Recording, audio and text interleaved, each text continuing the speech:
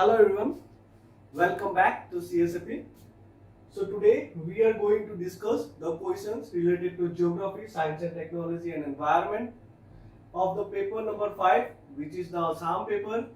So yes, we have already covered so many papers, all the rest of the papers, and yes, today we will discuss the GS number paper number 5. And yes, before starting, I would like to inform you about the new initiative that CSAP have taken, which is very important for you guys, to all the aspirants out there. So yes, CSAP is launching a free foundational course on YouTube. So yes, you have heard it right, it is completely free, but only on YouTube. And so here, apnaloke kotu ifale jabo nalage, just here at CSAP, which is a one-stop solution, here apnaloke sob bostu pai jabo. History ho, polity ho, geography ho, each and every part of the syllabus will be covered here. It will be completely free. Okay, so please stay tuned with us. Apni amar logot amar jodi subscribe kora nai korok. Amar jitu website ase website ot jao apnaloke bahut kini benefits rokhi ase. So why wait? So apnaloke jodi apnaloke next year bhalke jodi one attempt ote clear kori jabo bisare, so here is your solution. So without wasting any time, just do it. Okay? So let's start today's session. So today we will be starting with question number 2. Okay? And before that, as you can see that here our WhatsApp account is there. Our WhatsApp, you can contact us through our WhatsApp or yes through Telegram itself. Here are some of the IDs given. Here you can go directly and type it out and reach up to us. Okay? So let's start. Question number 2. It asks that what do you mean by ex-situ and in-situ conservation? And I'm pretty sure that bohote ei question to attempt korise, definitely. Bohote etu question to alopman tough level to alopman kom paise, so definitely bohote attempt korise. So give examples. Which conservation initiative is more important according to you? Okay? So yate part by part question to jodi ami bhangi diu, tetiale first part of the question asks about the ex-situ and in-situ conservation. So ex-situ or in-situ conservation hoy ki? So ultimately these are some kind of approaches. Okay? Jot neki ami biodiversity conserve koro ba protect koro. So in a way, ex-situ ase aru in-situ ase, conservation of biology. So tar bhitor ase in-situ and ex-situ. In-situ bhitor ki ase? What is in-situ and ex-situ conservation? In-situ conservation simply means jot neki ami plants or animals or any kind of species য'ত নেকি আমি সিহঁতৰ যেটো natural habitat হয় সিহঁতৰ natural হ্যাবিটেটটোকে আমি এটা protected area বনাই দিওঁ ওকে সেইটো হৈ যাব আপোনালোকৰ ইন সিটু অন দা আদাৰ হ্যান্ড এক্স সিটু যদি আমি চাওঁ তাতে আমি কি কৰিম এই স্পিচিছ বিলাকক সিহঁতৰ যেটো নেচাৰেল হ্যাবিটেট আছিল সিহঁতৰ যেটো মানে সিহঁতৰ যেটো অৰিজিনাল ঘৰ আছিল ৰাইট সেইখিনি জায়গাৰ পৰা সিহঁতক আমি উঠাই লৈ আনিম আৰু সিহঁতৰ কাৰণে এটা বেলেগ এটা প্ৰটেক্টেড এৰিয়া এটা বনাম য'ত নেকি সিহঁতক আমি ভালকে প্ৰটেক্ট কৰিব পাৰিম কনজাৰ্ভ কৰিব পাৰিম সেইটো হৈ গ'ল আপোনালোকৰ এক্স সিটু এক্সাম্পলছ হৈ গ'ল like zoological parks botanical gardens gene banks cryopreservation etcetera in সিটুৰ এক্সাম্পল কি হৈ যাব national parks wild life sanctuaries biosphere reserves etcetera okay so basically first part of the question ইটো সুধিছিল in situ and ex situ কি হয় and let me tell you one more thing that ইয়াতে যিখিনি আপোনালোকৰ দিয়া আছে কোৱেশ্চনছ আমি যিখিনি এনালাইজ কৰি আছো ইয়াৰ perfect model answer okay perfect model answer য'ত নেকি পুৰা 150 ওয়াৰ্ডস বা তাতছে মোৰ দেন 150 ওয়াৰ্ডস থাকিব পাৰে সো তাৰ গোটেইখিনি মডেল আনসাৰ অলৰেডি বনাই থোৱা আছে এন্ড তাৰ যিখিনি পিডিএফ আছে পিডিএফ খিনি আপোনালোকৰ কাৰণে এভেইলেবল আছে আপোনালোকৰ কাৰণে ৰখি আছে you just have to go through our link okay আৰু তাৰ পৰা আপোনালোকে পিডিএফ খিনি ডাউনলোড কৰি ল'ব পাৰে okay Next part of the question would say that which conservation initiative is more important according to you? So apnaloke khudise. So according to you, kisi mono kare in situ bhalo hobo pare, kisi mono kare ex situ bhalo hobo pare. Kintu the thing is that apnaloke in situ support korok ba ex situ support korok, you will have to justify your answer, right? So justification hisabe jodi ami sao tetihole dutore kisiman bhal ase benefits ase kisimanor disadvantage ase right so gutai kini jodi ami sao dutore jodi sao in situ versus ex situ jodi sao ami tetihole second point ot apnaloke sao in situ methods are carried out on site such as in the wild. গতিকে আমাৰ main aim to কি হয় to conserve or to protect, right? গতিকে wild বা আমি directly জংঘলত গৈ পেলাই ইহঁতক ভালকে protect কৰিব পাৰিম জানো? নোৱাৰিব পাৰো। On the other hand, ex-situ কি হয় বেলেগ এটা জায়গা protective এটা reserve area এটা বেলেগ এটা জায়গা বনোৱা যায় য'ত নেকি আমি sure and confirm যে এইখিনি জায়গাত আমি ভালকে protect কৰিব পাৰিম, right? So in that way আমি যদি চাও তেতিয়াহলে এইটো ক্ষেত্ৰত যদি আমি চাও ex-situ is better য'ত নেকি আমি বেলেগ এটা জায়গাত লৈ নিলে ইহঁতক ভালকে কনজাৰ্ভ কৰিবলৈ পাৰিম। So that is a way, that is one perspective, okay? Other kind of things are there. Methods are applicable for large populations. So in situ ki hoy large populations bilakok ami conserve koribo parim, protect koribo parim. On the other hand, ex situ conservation or ami bahut large population bilakok protect koribole noarim, bhalke monitor koribole noarim. Next one, experimental conditions are difficult to maintain. On the other hand, yate experimental conditions can be easily maintained. Wild or directly jongholot ami conditions bilak jebilak required conditions ase in order to preserve them, hebilak conditions bilak ami create koribo noaribo paru, jongholot noaribo paru. But on the other hand, ami nijor jitu jaga banaisu protected area tate ami bhalke conditions bilak maintain koribo parim ba create koribo parim, right? So next যদি চাও in situ হৈ যায় অলপ less expensive কিন্তু ex situ হৈ যায় more expensive. So বাজেটৰ কথাটো আছে, ফাইনান্সৰ যেটো বাৰ্ডেন আছে হেতুটো থাকিবই, right? So capital বেছি requirement কোড আছে in the ex situ part, okay? Ex situ conservationত capital বেছি দৰকাৰ হয় কেলে কাৰণ কন্ডিশনস এন্ড অল তোমালোকে ক্ৰিয়েট কৰিবা, right? যোনটো নেকি জংঘলৰ নিচিনা কন্ডিশন এটা তোমালোকে বেলেগ এটা জায়গাত বনাব লাগিব তেতিয়া এই স্পেসিস খিনি তাতে আহিব আৰু ভালকে থাকিব পাৰিব as if it is their own home or, right? So that is the thing. Next যদি আমি চাও do not require much equipment and it is less labor intensive. On the other hand, requires specific equipment and it is labor intensive. Next point, last point যদি চাও require a large area, but on the other hand ইয়াতে যদি চাও accident requires a small area. So অকমান জায়গাটো আমি গুটেইখিনি আমি conditions বিলাক create কৰি পেলাই তাতে স্পেসিসটো আনি পেলাই আমি কনজাৰ্ভ কৰিব পাৰিম in terms of ex situ conservation, okay? So আপোনালোকে আনসাৰ কি লিখিছে যদি কিছুমানে in situ সাপোৰ্ট কৰিছে সাগে কিছুমানে ex situ সাপোৰ্ট কৰিছে সাগে whatever you have written, I am pretty much sure that আপোনালোকে ভালকে নিজৰ আনসাৰটো জাস্টিফাই কৰিছে. So basically first question to বা question number 2 হয় actually, but more ইখিনি ৰিলেটেড যদি আমাৰ মেইন কোৱেশ্চন যদি আমি চাও তেতিয়া হলে এই কোৱেশ্চনটোৱে যেটো আস্ক কৰিছিলে ডিমান্ড যেটো কৰিছিলে this is the answer, okay? So next question লকে আমি মুভ অন কৰো. Question number 3 GS paper যেটো question number 3 আছিল তাতে সুধিছিলে about the WQI, water quality index, okay? Water quality index or WQI. So WQI কি হয় ultimately WQI এটা ইনডেক্স হয়. ইনডেক্স বুলি ক'লে আমি কি বুঝো that it is a list বা য'ত নেকি কিছুমান নাম্বাৰস লিখা থাকিব পাৰে, okay? According to some other parameters, okay? So হিটো হৈ গ'ল WQI. তো অৰ্থাৎ ইয়াতে আমি চাইছো that water quality to check কৰি আছো. So water quality check কৰিব কাৰণে different type of parameters আছে that water টো কিমান বেছি microorganisms আছে for example, okay? So water খিনিত আমি oxygen demand কিমান আছে, okay? So হেবিলাক আমি চেক কৰো বা বেলেগ kind of contaminants কিবা আছে নেকি, so হেবিলাক আমি চেক কৰো. So water quality to check কৰো আৰু আমি এটা লিষ্ট এটা বনাও, এটা ইনডেক্স এটা বনাও, okay? আৰু সেই ইনডেক্স হিচাপে আমি পানীটো আমি কনজিউম কৰিব পাৰিম নে নোৱাৰিম বা ইউটিলাইজ কৰিবলৈ পাৰিম নে নোৱাৰিম সেই ডিসিশনটো লম after checking it on the WQI, okay? So WQI কি হয় WQI measures the water quality based on various parameters at specific locations, okay? So WQI আপোনালোকে যদি চাই এই চাৰ্টটো, so this is some kind of chart, okay? So ইয়াতে সব value 0.0 পৰা 25 লকে আহিবলে class A, which means that excellent water, okay? So ইয়াতে কি হৈছে ইয়াতে contaminants বিলাক চেক কৰি আছে. তো য'ত নেকি বহুত বেছি contaminants থাকিব 100 যদি স্কোৰ কৰে which is class E, which is unfit quality, যেটো আমি যদি কনজিউম কৰো তেতিয়া হলে আমাৰ বেলেগ ধৰণৰ বেমাৰ হ'ব পাৰে, okay? নানা ধৰণৰ বেমাৰ হ'ব পাৰে. So হেতু হৈ গ'ল আপোনালোকৰ WQI, okay? So first part of question আমি এনেকৈ এপ্ৰোচ এটা দিব লাগে WQI হয় কি হেতু জাস্ট সুধিছে, সিম্পলি হেতু সুধিছে, লগতে সুধিছে যে তাৰ প্যাৰামিটাৰস কেটা কি হয়, okay? So parameters কেটা চাও. So these are the parameters. So particularly চাব গলে চাৰিটা parameters আছে. First হৈ গল dissolve oxygen. So গতিকে oxygen কিমানখিনি dissolve হৈছে on the water.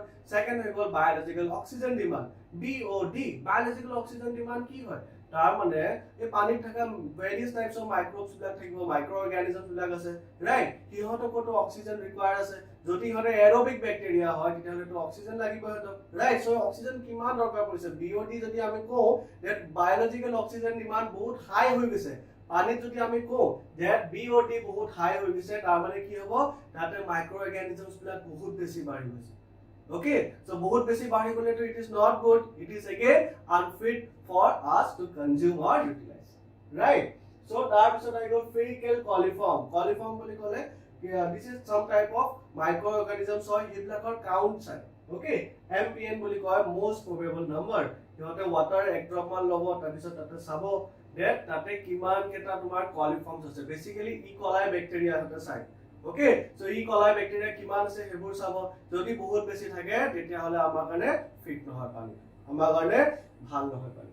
Okay, so spherical coliform চাব আৰু total coliform চাব। So ultimately এইকেটা parameters হৈ গল, এইকেটা parameters লৈ পেলাই WQA কয় যে এটা পানীখিনি ভাল নে বেয়া। Okay, sufficient water quality is defined as satisfactory or unsatisfactory based on ambient concentrations and criteria. So এইবিলাক যিখিনি আমাৰ ব্যাকটেৰিয়া আছে ইহঁতৰ কনসেন্ট্ৰেশন কিমান আছে, ওকে, ইহঁতৰ মাত্ৰা কিমান আছে সেই হিচাপে আমি চাম। আৰু যদি বেছি আছে তেতিয়াহলে definitely it is not good for us. Unsatisfactory water quality is defined as exceeding this criteria. Okay, so এইখিনি হৈ গল the different types of parameters যিটো আমাক সুধিছিলে কোৱেশ্চনত। Okay, next আমি চাম about অসমক ৰিলেট কৰি পেলাই সুধিলে কোৱেশ্চনটো that আমাৰ ইয়াতে water quality আমাৰ ইমান ভাল নহয়, why? The reason is why. Okay, the question is why. So first, reasons for poor WQI in Assam. First point is industrial pollution. So industrial pollution, definitely আমাৰ industries বিলাকৰ পৰা নানা ধৰণৰ effluents বিলাক ওলাই আছে, waste products ওলাই আছে, আৰু সেইবিলাক যদি ট্ৰিটমেন্ট নকৰি পেলাই কোম্পানীজ বিলাক ইন্ডাষ্ট্ৰিজ বিলাকে যদি তেনেকৈ যদি হতে এৰি দিয়ে to contaminate the air, soil or water, right? So water যদি তেনেকৈ এৰি দিয়ে তেতিয়া ultimately water quality বেয়া হৈ যাব, right? So industrial pollution is one point. Second is agriculture runoff. আমি যেতিয়া নেকি খেতি বাড়ি কৰো তেতিয়া কি হয়, আমি বহুতখিনি ফাৰ্টিলাইজাৰ দিলো বা বহুত বেলেগ কিবা কিবি ইনসেক্টিসাইডস পেস্টিসাইডস এইবোৰ দিয়ে থাকো, right? So সেইবোৰ দি থাকিলে আলটিমেটলি কি হয়, বাৰিষা আহিলে বা পানী সেইবোৰ কি হয়, কেমিক্যালস বিলাক বহুতখিনি হাৰ্মফুল কেমিক্যালস থাকে, সেই হাৰ্মফুল কেমিক্যালস বিলাক কি কৰে, পানীয়ে গুটেখিনি লৈ যায়, আৰু পানী বিলাক গুটেখিনি লৈ গৈ পেলাই আলটিমেটলি সৰু সৰু ষ্ট্ৰীমছ লৈ পেলাই ডাঙৰ ডাঙৰ ষ্ট্ৰীমছ লগ খাব, আৰু আলটিমেটলি ৰিভাৰ্স বিলাকত গুচি যাব বা গ্ৰাউন্ড ওয়াটাৰলৈকে গুচি যাবগে। So ultimately ground water pollute হৈ গল বা ৰিভাৰ্স বিলাক পলিউট হৈ গল, আৰু আমাৰ ওয়াটাৰ কোৱালিটি বেয়া হৈ গল। Other third number point says about the urbanization and population growth, and definitely human population যিমান বেছি হৈ থাকিব সিমান waste বাঢ়ি গৈ থাকিব, water সিমান বেছি pollute হৈ গৈ থাকিব, right? And also different new types of wastes বিলাক আজিকালি বনি গৈ আছে, right? So ultimately again WQI আমাৰ বেয়া হৈ গৈ আছে। Deforestation and soil erosion, right? এইবিলাকে কি কৰে, বহুত বেছি ডাইলুট কৰি দিয়ে বা বেলেগ জাগাৰ লেটা ওয়েস্ট বেলেগ জাগাত আনি দিয়ে, so ultimately polluting our rivers. Illegal mining কৰিলে বহুত কেটা different types of gases and all বা বেলেগ টাইপ অফ তোমাৰ কন্টামিনেন্টস বিলাক নতুন কন্টামিনেন্টস বিলাক ৰিলিজ হৈ যায়, যিবিলাক আগতে এক্সপোজ হোৱা নাছিলে কিন্তু মাইনিং কৰাৰ পাছত এক্সপোজ হৈ গল, and eventually হতে again they degrade the water quality of Assam. Natural factors like flood year letter বস্তু তালৈকে লৈ যাব বা আৰ্থকুৱেকো ধৰিব পাৰে, আৰ্থকুৱেক হলেও কি হয়, নানা ধৰণৰ ডিষ্ট্ৰাকচন হয়, সৰু ডেব্ৰিজ বিলাক হয় না, তাতে নানা ধৰণৰ তোমাৰ আৰ্ছেনিক থাকিব পাৰে, মাৰ্কুৰী থাকিব পাৰে, লেড থাকিব পাৰে, এইবোৰ বস্তুবিলাক আলটিমেটলি যদি পানীত মিলি যায়, ৰাইট, ধ্বংস হোৱাৰ পিছত আৰ্থকুৱেক হোৱাৰ পিছত যিখিনি বস্তু ধ্বংস হ'ল তাৰ পৰা যিবিলাক সৰু টুকুৰা ডেব্ৰিজ বুলি যিখিনি আমি কওঁ সেইবিলাক আলটিমেটলি যদি পানীত আহি লগ খাই যায়, then again what will happen, water quality আমাৰ বেয়া হ'ব। Right, next is climate change, and yes, last but not the least, climate change can be a reason for numerous types of bad things happening on the current earth, okay, on the current planet. Okay, so yes, last but not the least is climate change. Okay, so yes, these are the reasons for poor water quality in Assam. ठीक है sir? Next slide we saw about question number 4. Question number 4 কি সুধিছিলে what is urban sprawl and what factors promote urban sprawl, right? So বহুতে এই question টো লৈ পেলাই হতে বুজি পালে sprawl what to হয় কি and বহুতে হেতু কাৰণে নিলিখি গুছি question টো বুজি নাপালে so that is the thing. So what are the environmental and socio-economic impacts of urban sprawl? Discuss citing an example of a city near you. So first part of the question is ki urban sprawl hoy ki are tar factors ke what are the factors that promote urban sprawl? Urban sprawl of ki kichuman factors ase jibilake promote kore. What are those factors? Okay, so urban sprawl hoy ki it is nothing but amar urbanization or eta part hoy which says about a rapid expansion. এটা সিটি এটা urban area এটা যেটা নাকি expansion হৈ থাকে হেতুকে কো আমি urban স্প্রল okay এটা র‍্যাপিড এক্সপানশন সিটিটো ডাঙৰ হৈ গৈছে ৰাইট আগতে এটা সৰু জায়গা তাতেই থাকে আপোনালোকৰ সৰু 4-5টা দোকান তাৰ পৰা লাহে সিটি বনিলে লাহে সিটি বনাৰ পিছত কি হয় সিটিটো লাহে এক্সপান্ড হৈ গৈ থাকে ওচৰৰ যিবিলাক আউটস্কাৰ্ট এৰিয়া আছে সেইবিলাক কনজিউম কৰি লয় that is nothing but urban sprawl okay. So urban sprawl like urban sprawl involves the rapid city and town expansion. Then you can low density housing, single use zoning and private transportation. So ये बिला के होया about urban sprawl. Now question number 2 is what are the factors that promote urban sprawl? So केने factors बिला कैसे जो है कि urban sprawl promote करे. First thing is lower land rates quote lower land rates in those areas जो है कि हमार proximity areas বা vicinity যিখিনি areas আছে এটা হল urban area urban যিখিনি outskirts area বিলাক সাইডে যিবিলাক area আছে হেইবোৰ area বিলাকত কি হৈ যায় comparatively চাব গলে urban area সাইডৰ জায়গাবিলাকৰ মাটিৰ দাম কম গতিকে urban area মানুহবিলাকে কি কৰে সাইডৰ জায়গাবিলাকৰ মাটিবোৰ কিনি লয় আৰু মাটিবোৰ কিনি লয় আৰু আলটিমেটলি হতে তাতে সাইডৰ জায়গাবিলাকত শিফট হৈ যায় আৰু আলটিমেটলি কি হৈ যায় urban area টো এক্সপান্ড হৈ গৈ urban sprawl হৈছে right. So lower land rates. Now pen to line ho jodi hoy it would be better. Okay. Chalo. So it was about the lower land rates. Next we call improved infrastructure. Aru lahe ki hoise amar urban areas or side jibilak areas ase hebilak areas to ajikale infrastructure bhal infrastructure bilak set up hoy goise like good roads, good transportation system. Okay, so hebur I bhal infrastructure hoy jaw karone again people manubila ki koise urban jagar urban or jibilak center ase center bilak jibilak facilities paise same kind of infrastructure related facilities bilak jodi kihote balance jaga to pai thake okay তেতিয়া হলে তো definitely যাব so yes উচৰতে পাই আছে ইমপ্ৰুভড হৈ গৈছে সাইডৰ জায়গাবিলাকৰ infrastructure improve হৈ গৈছে so that is why they have move there okay ইহতে ইফালে শিফট হৈ গৈছে next is the rise in the standard of living তো সাইডৰ জায়গাবিলাকৰ কি হৈছে এনেকা standard of living too high হৈ গৈছে এন্ড ইয়েস নাও পিপল আমাৰ মানুহবিলাক কি কৰে সিহঁতৰ লগত মিলিব পাৰে সো ডেফিনেটলি ইয়াতে ইহতৰ সাইডলে গুছি যায় ওকে আমাৰ আৰবান বিলাকৰ সাইডৰ এৰিয়া বিলাকত গুছি যায় এন্ড আলটিমেটলি কি কৰিছে আৰবান এৰিয়াটো এক্সপান্ড হৈ গৈছে okay. The last point is the lack of urban planning. Now another thing is that আমাৰ ইয়াতে যিবিলাক urban area আছে urban areas ত যিবিলাক মানুহ থাকি আছে তাতে population বাঢ়ি গৈছে আৰু population যেনেকৈ বাঢ়ি গৈছে তেনেকৈ কি হ'ব for example পানী বেছি দৰকাৰ হ'ব আৰু পানী বেছি দৰকাৰ হ'ব এতিয়া পানী ডিপ্লিশন হৈ গৈ আছে right. So ultimately urban planning প্ৰথমত এটা টাইমত কৰিলে গভৰ্নমেন্টে কৰিলে এইটো সিটিত ধুনিয়াকে ওয়াটার পাইপ লগালে সপোজ এটা পপুলেশন বাঢ়ি গল এটা হেখিনি পাইপ এনাফ নহয় আকৌ নতুনকে এটা পাইপ লগাবো রাইট সো আলটিমেটলি হেবলা কি হৈ যায় that lack of proper urban planning ফিউচাৰৰ কথা ইমানখিনি এস্টিমেট কৰিব পৰা নাযায় সো আলটিমেটলি আৰবান অৰ জাগাৰ আৰবান পিপল লাগে কি কৰে they ultimately move outside okay ultimately not very outside বহুত দূৰলৈ গুচি যায় but just periphery জায়গাখিনি আউটস্কার্ট জায়গাখিনি য'ত দেখি ইহঁতে সেটেল হৈ যায় আলটিমেটলি কি হৈছে urbanization spread হৈ গৈছে okay so that is what promotes the urban sprawl. Next slide. The lack of the proper laws, then again the rise in population growth. So ultimately মই আপোনালোকক গোটেইখিনি বুজাই থাকোতে ক'লো that yes these are also the reason. Okay, next আমি চাওঁ about the impacts of urban sprawl. So urban sprawl এর কেনে ধৰণৰ impact থাকে yes urbanization বাঢ়ি গৈ থাকিলে what are the problems related to urbanization? The simple is that তেনেকৈ related question নহয় okay and আপোনালোকে বহুতে পঢ়িছে urbanization এর problems কি হয় but লিখিব নোৱাৰিলে because of the term তো term কে বহুত কেটা মানুহ কনফিউজ কৰিলে বহুত কেটা experience of confuse kore. The impacts of urban sprawl ki hoy? First hoy gol the environmental issues. Definitely environmental issues thakibo. Some conditions bilak unhygienic hoy jabo. Unhygienic hoy jabo tar health issues ahi jabo. Right? Breathing problem hobo, chronic disease hobo, right? Different types of problem ahi jabo. Sanitation issues, socio-economic impacts hoy jabo urban sprawl hole. Right? Jeneke socio-economic impacts boli sabo gole, for example, আজিকালি etu phenomena bahut beshi hoise that mom dad parents bilake nijor children bilakor pora belek ke hoise. The thing is that children bilake hihote move koribo karone bhal ba eta age group thake, hey age group to ki hoise traveling koribo karone bhal. So hey age group or manu bilake hihote travel koribo pare ba shift koribo pare ba belek eta location change koribo pare na ghar holani koribo pare. So hihote ultimately kori diye, but hitut ki hoy jay that they get disconnected from their parents, right?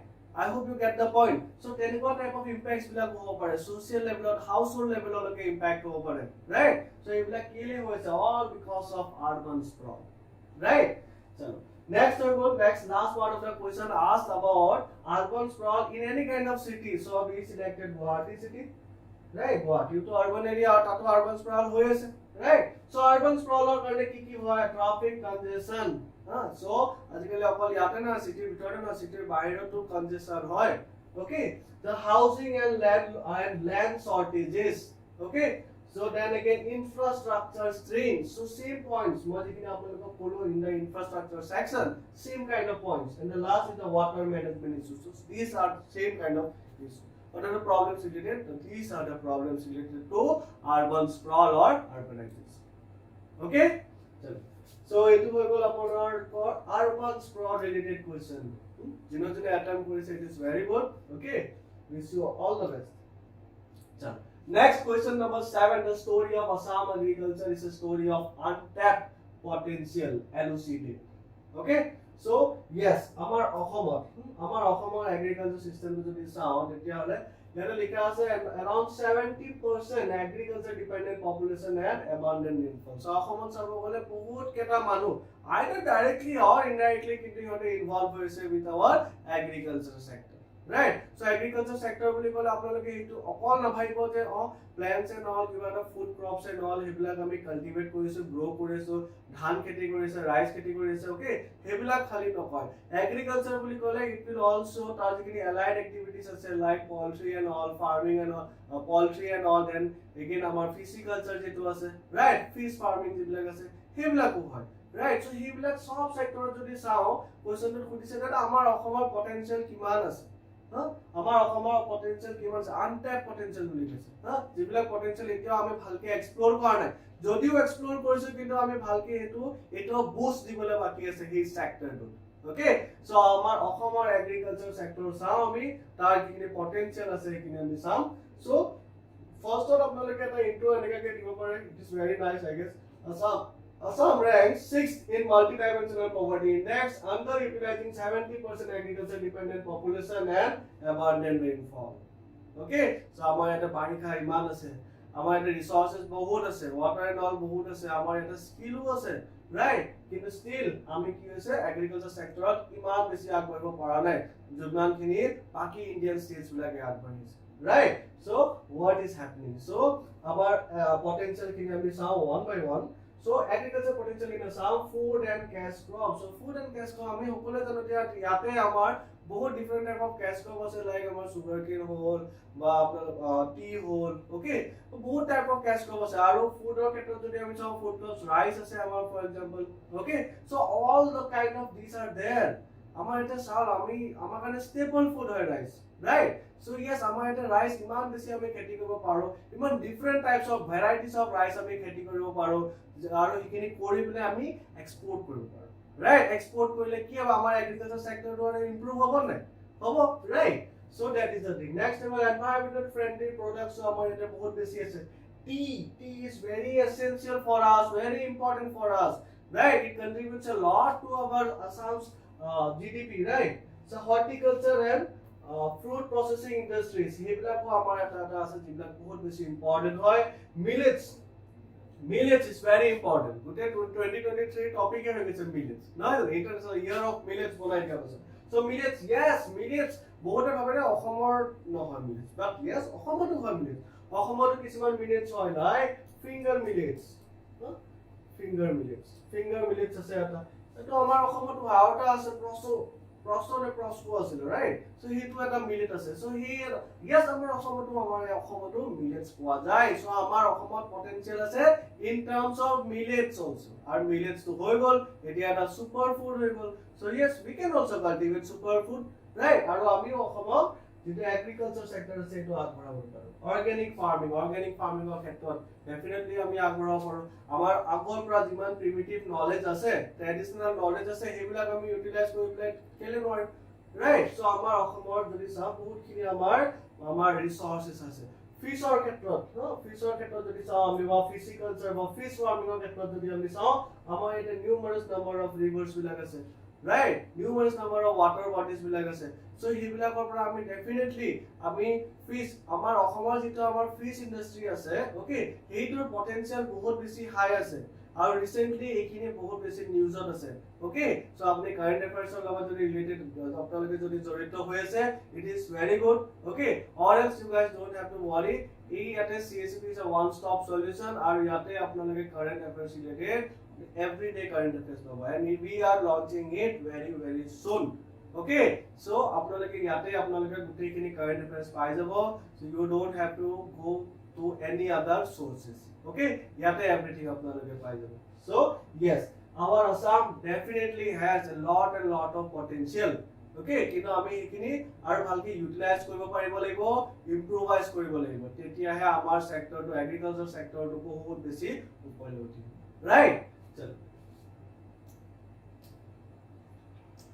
next question number 12 what are the economic benefits of biodiversity how can biodiversity conservation promote economic activities in a locality okay so a question to our question number 2 to the question it is very easy right so very easy like what is about the biodiversity economic benefits ki hoy so biodiversity ki hoy first have a look at this it is simply the variation okay it is simply the variation in the different types of species like different type of species is a different type of genus is right I mean call some different type of call is mass I mean different types of mass all these are can be claimed as biodiversity ठीक है sir so biodiversity refers to the living organism diversity across ecosystems and complexes simple as that okay benefits are economic benefits ki है for example reservoir of resources right so our biodiversity যিখিনি আছে তাৰ পৰা আমি কি না পাও food পাও definitely food পাও livestock right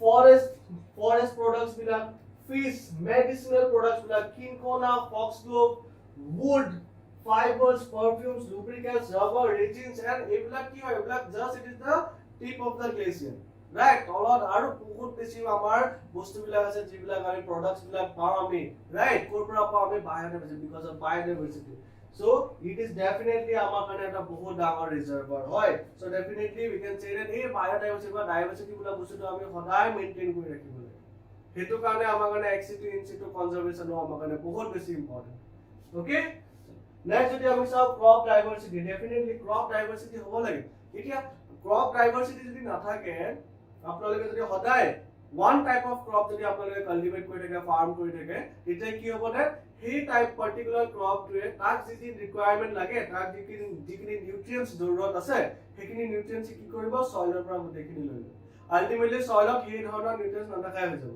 কিন্তু আপোনালোকৰ লগত যদি দুটা বেলেগ টাইপ অফ ক্ৰপস থাকে তেতিয়া কি কৰিব এই আপোনালোকে ক্ৰপ এও লগাব ক্ৰপ বিও লগাব আলটিমেটলি কি হ'ব দ্যাট ক্ৰপ এ লগালে সইল খিনি কি হৈছে সইলৰ নিউট্ৰিয়েন্টস খিনি কমি গল এতিয়া আপুনি কি কৰক এই জায়গাত ক্ৰপ বি লগাই দিয়ক তেতিয়া কি হ'ব তেতিয়া আপুনি বেলেগ নিউট্ৰিয়েন্টস বিলাক ক্ৰপ বিক লাগিব সো আলটিমেটলি ক্ৰপ এৰ পৰা ফাইদা উঠক ক্ৰপ বিৰ পৰা ফাইদা উঠক এন্ড মিনৱাইল কি হ'ব সইলৰ যিটো নেচাৰ আছে ফাৰ্টিলিটি আছে সেইখিনিও বেয়া নহয় ধুনিয়াকে ফাৰ্টিলিটি মেইনটেইন হৈ থাকিব so yes crop diversity thakato bahut beshi important hoy monocropping is not very good okay so that is the thing so next to this source of tourism definitely biodiversity jiman beshi thake himan beshi tourism amar boost hoboy hobo right manu bila gaibo beleg side or pora aibo amar tourism explore koribo karone he biodiversity amar jiman diverse kind of our species bila ase plants ase animals ase সেইবোৰ চাবৰ কাৰণে আহে আৰু আগৰ পৰা আহি আছে না আগৰ পৰা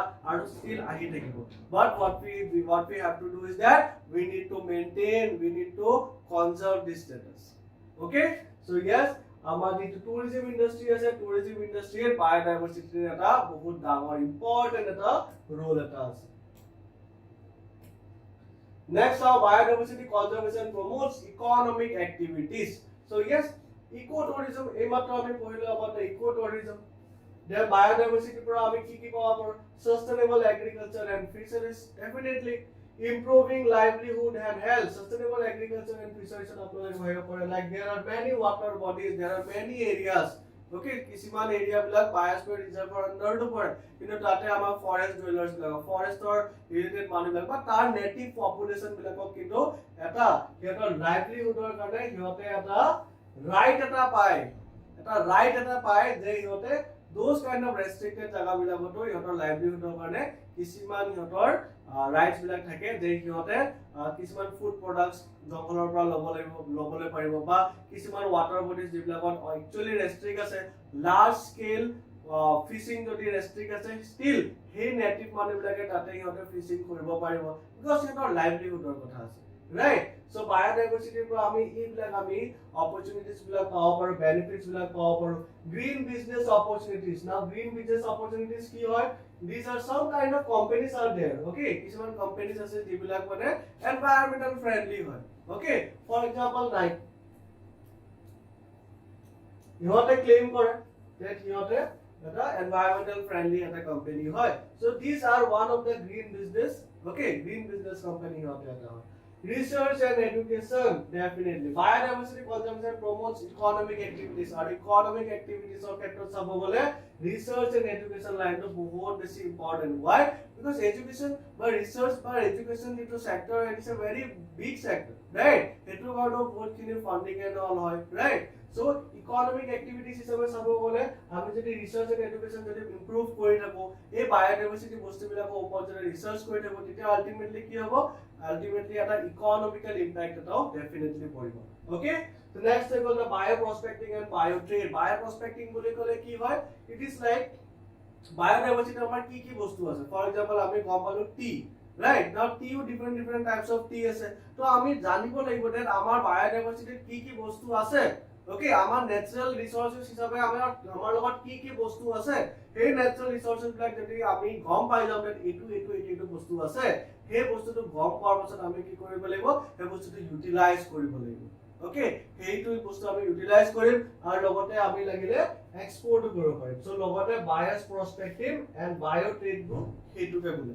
ওকে, সো আমি ভালকে চাই আছে কি আছে আৰু যিখিনি আমাৰ লগত আছে okay at range at disposal আমাৰ যিখিনি বস্তু আছে সেইখিনি বস্তু লৈ পেলাই আমি ইউটিলাইজ কৰো. ওকে, ইউটিলাইজ কৰি পেলাই আমি আমাৰ ইকোনমিক্যাল স্ট্যাটাসটো আমাৰ ইমপ্ৰুভ কৰিবলৈ আমি এটা চেষ্টা কৰো. Okay, so that is bioprospecting and biotrade. Last level employment opportunities. Definitely, जिमान बेसी biodiversity होगा, और जो tourism है, tourism आइले तो employment opportunities बहुत बढ़ी जाए, right? For the localites लोगों का ने बहुत किन्हीं बढ़ी जाए. Transportation related जिमान किन्हीं मानो जोड़ी तो हुए ऐसे transportation लॉय, यहाँ तो का ने वाला बहुत डावर economic opportunity आता आई, right? So एक किन्हीं हो गोल about the biodiversity. Next question number 13. Question number 13. What is mission life? How through the mission it is planned to address the climate change impacts?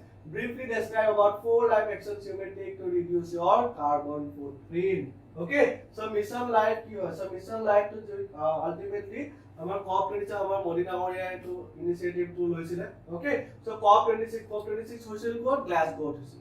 Okay, the kisam bostu apnaloke ekebare monot rakhibo for your upcoming exam and all. Okay, so match the following type of pare ba directly question podibo pare that COP26 quote hoisile ba COP27 quote hoisile COP28 quote hoisile, right? So quote hobo 28 ta lage hua nai but hobo. Okay, so COP27 quote 26 quote hoisile it happened in Glasgow. Okay, 27 quote hoisile Egypt. 28 quote hobo Dubai, UAE. Okay, UAE hobo Dubai. So most probably hobo date to this tentative date this so hobo lage. So by the end of this year November December আপোনালোকৰ 28 to হৈ যাব okay চল so COP 26 on COP 27 ও হৈ গল okay 28 to বাকি আছে so COP 26 ৰ ultimately কি হৈছে গ্লাসগোত আমাৰ ইন্ডিয়ান মিশন লাইফ বুলি এটা কেম্পেইন এটা লঞ্চ কৰা হৈছিল okay campaign এটা লঞ্চ কৰা হৈছিল সো এই কেম্পেইনটো লঞ্চ কৰিলে আৰু কেম্পেইনটো কেলে লঞ্চ কি হিচাপে লঞ্চ হৈছে আলটিমেটলি ইয়াতে কিছুমান এপ্ৰোচেছ দিয়া গৈছে মিশন লাইফত কিছুমান কথা কোৱা হৈছে কিছুমান এপ্ৰোচেছ দিয়া গৈছে how to tackle climate change okay climate change আমি কেনেকা ইন্ডিভিজুয়াল লেভেলৰ লৈকে okay individual level of district level state level national level global level লৈকে there are different types of level বিলাকত আমি কেনেকা আমি ক্লাইমেট চেঞ্জ আমি ক্লাইমেট চেঞ্জ বুজাম আমাৰ যিবিলাক ইম্প্যাক্টস আছে ব্যাড ইম্প্যাক্টস আছে এইবিলাকৰ লগত কেনেকা ডিল কৰিব পাৰো ওকে সেইখিনি কোৱা হৈছিল in the mission life so addressing climate change it promotes the environmentally friendly actions taken through 3 phases change in demand change in supply and change in policy so change in demand for example ma koisu apnalok that apnaloke jodi energy বচায় okay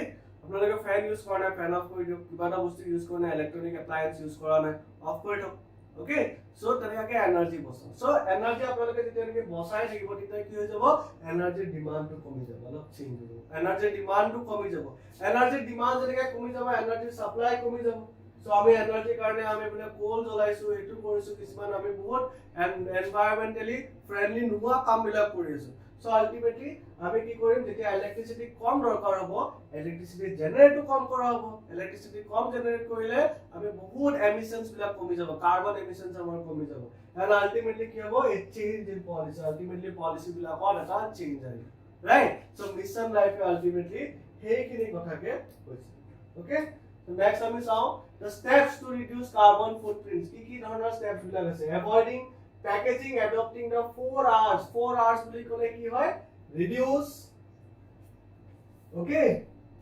reduce recycle and reuse okay so ইয়াতে এটা হেৰি হৈছে চাগে uncheck যেটো আপোনালোকৰ pdf থাকিব তাতে এইটো মই ৰেক্টিফাই কৰি দিম okay so model answer pdf to rectify কৰি দিম there's been a slight mistake okay চলো next আমি চাও আৰু কিনে ধৰণৰ steps বিলাক আছে switching energy and transportation use replacing regular light bulbs with CFLs বিলাক বহুত ভাল okay try to use that আগৰ যিখিনি কনভেনশনাল আছিল সেইখিনি ৰিপ্লেস কৰা টাইম হৈছে okay avoiding connecting flights using public transport walking or cycling instead of cars okay so এই বস্তুটো বহুত মানে কন্ট্রোভার্সিয়াল হ'ব পাৰে but this is very very important okay needy বস্তু হয় switching from coal to less carbon intensive energy sources like wind energy hok ba solar energy hok right coal পৰা আমি switch কৰিব লাগে okay and planting more trees so afforestation so these are ultimately some steps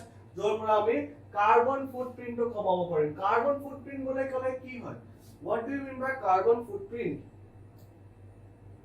so carbon footprint কি হয় that so image এটা দিয়া আছে yes so this is the carbon footprint so ultimately এটা ফুটে হয় okay ultimately এটা ফুটে হয় actually এটো ফুটটো actually হেৰি কৰা কাৰণে ৰিসেম্বল কৰিব কাৰণে okay এটো দিয়া হৈছে ৰেফাৰেন্স হিচাপে দিয়া হৈছে so কার্বন ফুটপ্রিন্টত এটো দিয়া আছে যে আমি হিউম্যান বিং বিলাকে আমি যেটা নেকি আমাৰ ইচ এন্ড এভৰিডে কাম বিলাক কৰো ডেইলি এক্টিভিটিজ বিলাক কৰো এইবিলাক কৰি থাকোতে আমি কিমান কিনি এমিশন কৰি আছো ডাইৰেক্টলি অৰ ইনডাইৰেক্টলি আমি কিমান কিনি এমিশন কৰি আছো ক'ৰবাত গাড়ী চলাই গৈছো বাইক চলাই গৈছো তাৰ পৰা আমি কিমান কাৰ্বন এমিশন কৰি আছো এসি ইউজ কৰিছো বা এটো কৰিছো তেনেকা আমি কিমান এনাৰ্জি লস কৰি আছো সো আলটিমেটলি আমি নিজৰ সাৰাউন্ডিং বা আমাৰ এনভায়ৰনমেন্টক কিমান কিনি আমি ডিগ্ৰেড কৰি আছো ওকে সো এইখিনি হৈ যাব আপোনালোকৰ কাৰ্বন ফুটপ্ৰিন্ট বা কাৰ্বন এমিশন কিমান কৰি আছো সো ইয়াতে আছে for example in the name of fuel personnel gas okay recycling offsets waste transport electricity emissions water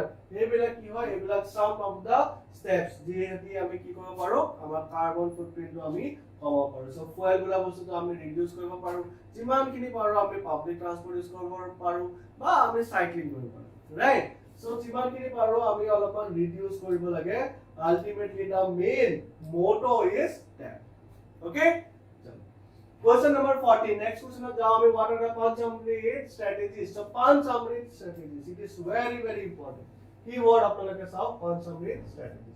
Declared by India to climate change, what strategy our state should adopt? Okay, what strategy our state should adopt to contribute towards achieving our country's target of 500 gigawatt of non-fossil fuel based energy capacity by 2030. Very beautiful question, right? And Panchamrit strategy, this is very very important. Panchamrit strategy keyword. Ultimately, there India have given 5 points. Okay, it's like promise. Okay, যেটো নেকি আমাৰ কৰা আছে code কৰা আছে then again আমাৰ যেটো আমাৰ COP26 আছিল ওকে তাতে আমাৰ মোদি ডাঙৰীয়া খিনি কথা কৈছিল ওকে সো ইয়াতে আলটিমেটলি কৈছিল কি দ্যাট ইয়াতে পাঁচটা প্ৰমিস কোৱা হৈছে পাঁচটা প্ৰমিস হয় কি ফাৰ্স্ট প্ৰমিস হয় কি that non fossil fuel generation to increase by 500 gigawatt by 2030. Okay, so non-fossil fuel generation boli kola we are talking about EVs and all, electrical vehicles and all. Okay, motata fossil use kora, petrol use kora, diesel use kora vehicles bila ami paile jiman paro iman komabo lage. Okay, and ami eneke korim that amar beleg bostu bila like electrical vehicles and all hebila ki jikhini energy generate koribla hebila sector jiman kini energy utilize hoise that should be around 500 gigawatt by 2030. So basically nine, okay, 2030 loke amar India try kori ase that non fossil, okay, non fossil related amar energy generation bila basically kori by 2030. Second promise ki koise that increase 50% renewable energy by 2030. Okay, 50% renewable energy amar increase koribo by 2030. Third promise, reduce carbon emission by 1 billion. So that is the third promise. Okay. So the fourth promise is 45% reduction in carbon intensity, and the last promise is net zero emission by 2070. So ultimate target to is our net zero emissions by 2070. Okay. So eight to have got Panchamrit strategy. Okay. So Assam approach. So our state. Our state of the first thing is that diverse energy of mix of renewables. So yes, our energy sources are combined.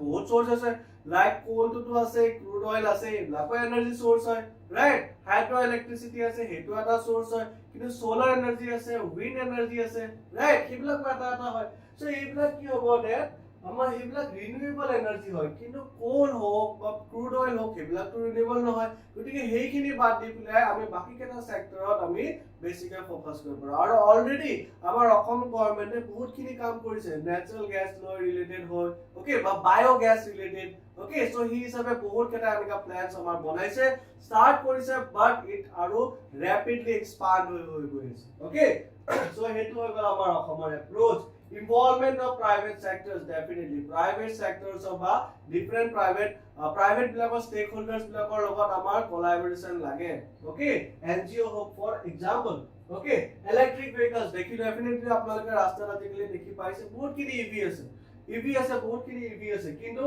EV logote amar asome aru ta bostu gurutto di ase hetu ase charging and other infrastructures charging point বা charging station বিলাক যিমান পাৰে হিমান বেছিকে যেটা নেকি বহাব তেতিয়াই মানুহবিলাকে বেছিকে সোনকালে ইভি লৈকে হতে শিফট হ'ব ওকে সো ইভি লৈকে শিফট হলে কি হ'ব আমাৰ আলটিমেটলি যেটো পাঞ্চামৃত স্ট্ৰ্যাটেজি আছে আমাৰ টাৰ্গেট যেটো আছে 2070 লৈকে net zero okay net zero target আমাৰ আছে হেতু আমি এচিভ কৰিব পাৰিম নেট জিৰো টাৰ্গেট বুলি ক'লে এনেকা হ'ব দে এনেকা নহয় যে আমি পাৰ্টিকুলাৰ একেবাৰে এৰি দিম কাৰ্বন এমিশন পৰা একেবাৰে এৰি দিম এনেকা কাৰ্বন এমিশন হ'ব right directly or indirectly somehow carbon emission to hobo kintu he hisabe ami iman kinu kaam korim that carbon capture no ami iman kinu korim okay carbon sequestration no ami iman kinu korim okay so carbon like ami capture korim aru use korim different kamot carbon use so ami hekini use korim so yes carbon emission to ami jiman korisu himan beshi ami carbon capture o korim so ultimately net zero okay so ultimately net zero by 2070 okay So last but not the least is the R&D with innovative solutions. So yes, our IIT ase, okay, and different types of our technological institutes bilak ase jot niki research and all hoy thake, jot niki amar Assame try kori thake, okay, to give out some innovative solutions through how, okay, through which we can keep our promise, okay, as a nation, as a country, okay, whole country, India is up. Next, we saw question number 15. What do you mean by vulnerability and resilience? Assam is among the top climate change vulnerable states in India. What could be the factors for high vulnerabilities in Assam? So, first question we saw that vulnerability ki hoy aru climate resilience ki hoy. So, vulnerability boli kole ki hobo that it is something that কিবা এটা বেয়া বস্তু হৈছে, কিবা এটা climate change হৈছে, কিবা এটা এনে ডিজাস্টাৰ্ছ, কিবা এটা ইভেন্ট এটা হৈছে, সেই ইভেন্টটোৱে হোৱাৰ পাছত কিমান বেছি প্ৰভাৱটো আমাৰ ওপৰত কিমান বেছি পৰিব, ওকে, সেইটো হৈ গ'ল আপোনালোকৰ vulnerability, okay. So Assam as a state বা any kind of area, as an area সিহঁতে কিমান বেছি vulnerable হয়, ওকে, কিবা এটা যদি ক্লাইমেট চেঞ্জ ৰিলেটেড কিবা এটা ইম্পেক্ট হয় সিহঁতৰ ওপৰত কিমান বেছি প্ৰভাৱ পৰিব, ওকে, সেইটো হৈ গ'ল আপোনালোকৰ vulnerability। Next, climate resilience কথা হৈছে। Climate resilience বুলি ক'লে these are those ways, those approaches through which we can either prevent or mitigate those kind of disastrous impacts, events, okay, so it was about আপোনালোকৰ resilience। so ইয়াতে দিয়া আছে IPCC দ্বাৰা definition এটা দিয়া হৈছে that vulnerability to climate change as a system's ability to cope with adverse effects, while climate resilience involves managing impacts effectively and preventing worsening, okay, so এটা হৈ গ'ল আপোনালোকৰ হেৰি কি definitions কি, okay।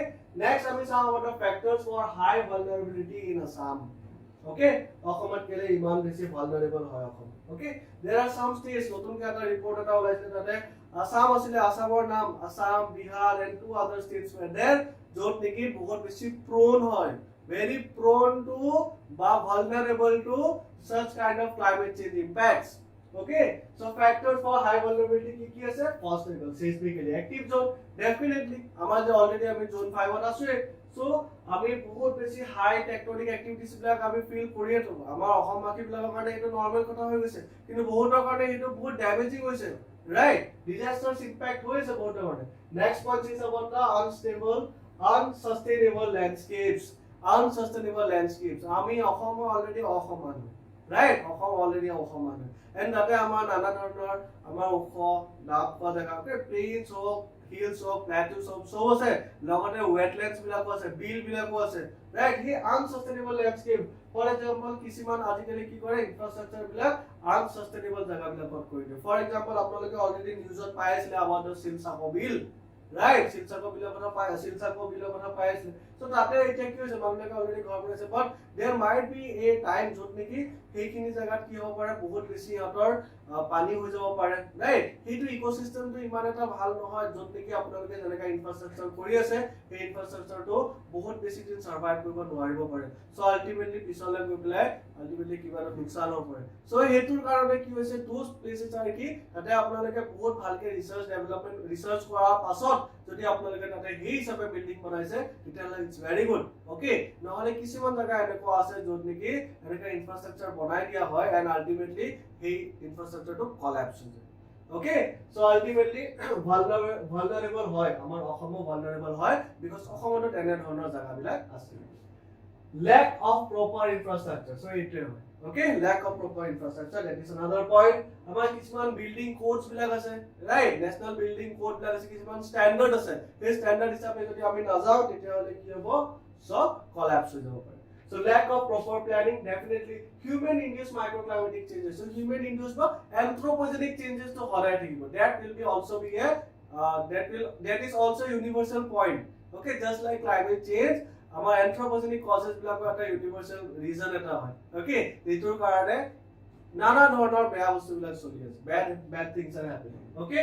Next, climate change readiness strategies, কেনে ধৰণৰ আমাৰ readiness strategy বিলাক আছে, like CRA, climate risk atlas, so এটা map এটা, okay, এটা thematic map হওক বা any kind of map য'ত নেকি আমি লোকেট কৰি থওঁ যে এইখিনি জায়গা বহুত বেছি prone হয়, এইখিনি জায়গা অলপ less prone হয়, ओके इटु जगह पर्टिकुलरली फ्लडर কাৰণে prone হয় इटु जगह पर्टिकुलरली earthquake কাৰণে prone হয় ओके सो তেনেকৈ আমি একেবাৰে এটা ম্যাপ বনাব পাৰো এটা কমিশন থাকিব লাগিব কমিশনটো যদি এনেকৈ মনিটৰ কৰিব এই ম্যাপ বিলাক আপডেট কৰিব এন্ড অল ओके দেন আমাৰ যিখিনি বিল্ডিং কোডস এন্ড অল আছে okay building codes and standards আছে সেইবিলাকো কি হয় এটা স্ট্র্যাটেজি হয় right to deal with the climate change impacts okay चल सो नेक्स्ट क्वेश्चन আমি আহিম so this I suppose it's the last question. The Disaster Management Act 2005 emphasizes a paradigm shift from a response and relief centric approach to a proactive and comprehensive approach.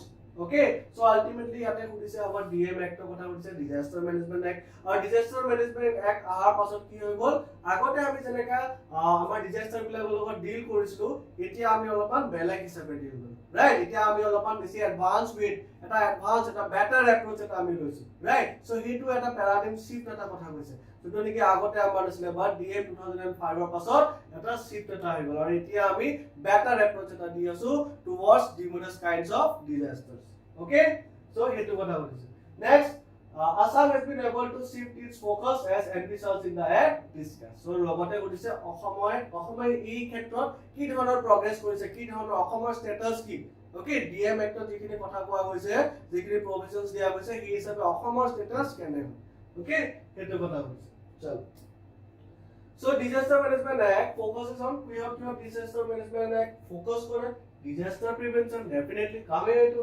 logote mitigation koribo lagibo okay mitigation boli kole to lessen the impact of any kind of disaster okay preparedness and capacity building so yes our capacity to absorb the preparedness boli kole to build embankments and all okay this one structural measures ase this one non structural measures ase structural and non structural mitigation measures etu apnaloke question to apnaloke GS 3 paisile right so related hai নহয় জানো so eketat apnalokor main focus ase DM actor next page of dia ase about the Assam Assamor logot khotanu kudise eta Assame ei hisabe ki dhonor kaam mile korise so yes Assamo jotheshto kini kaam korise like Assam has improved disaster management and response capabilities by improving flood forecasting definitely so flood hole apotia ke hum janai dia hoy okay then ekini jaga next ekini jaga flood hobo pare there are numerous type of flood warning systems now okay so opor kole kobar dam release korise already ami gom pai jao the dam release korise pani release kori ase so ultimately flood aha sambhavona ase right so ei hisabe ami steps bilak lo next I call the earthquake preparedness then landslide mitigation capacity building technology integration and yes at this time of the year not year but a present time jodi sao tetia hole technology integration is very important technology apnaloke utilize koriboi lagibo tetia ha apnaloke this kind of disaster bilak opra nijake protect koribo paribo okay so last of dia ase about the government has built embankments yes